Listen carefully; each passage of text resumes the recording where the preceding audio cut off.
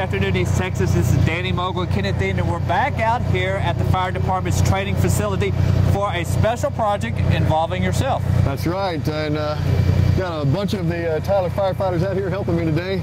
And I tell you what they're putting me through is both nerve-wracking, a little scary, and gives me a whole new respect for these guys, I tell you.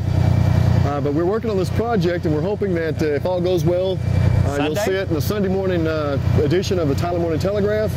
You'll also be able to see video that we're putting together from multiple angles, including a thermal imaging camera from inside what I'm doing. So all that'll be on the website this weekend as well. Okay. Are you going to survive?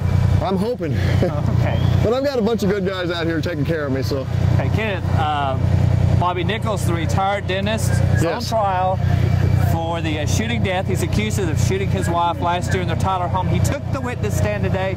Dr. Nichols said he don't remember anything. He said he was in, quote, a stupor, that only the sound of the gunshot awoken him from the stupor.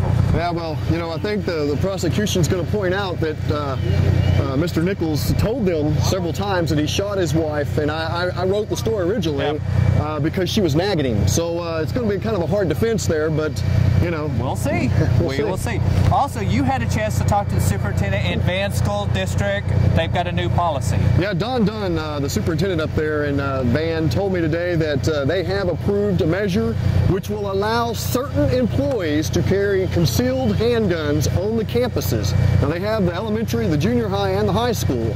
And he said, I'm not going to go into specific details of how many employees are going to be carrying them or who those employees are for security purposes, but he said the Connecticut shooting, Sandy Hook Elementary shooting, played a crucial point in all of this, so that's why they went ahead and did this, because he said our biggest concern is the safety of our students and our faculty. Yeah, a lot of schools are looking at their policies. Lindell made some changes in theirs, too, about how they let people in the building. One more thing, City Council met this morning. They approved the purchase of software that will allow people to go online and report some crimes, give tips, crime tips, that kind of things.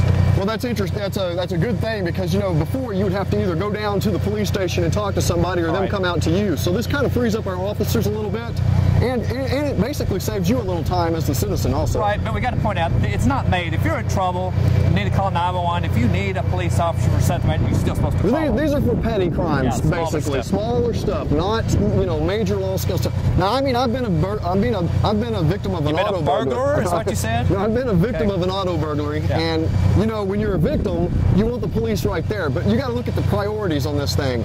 They've got somebody that's being assaulted in a situation that could turn out potentially dangerous, or you've got your car's been broken into. Which one do you think the police are going to go to first? Right.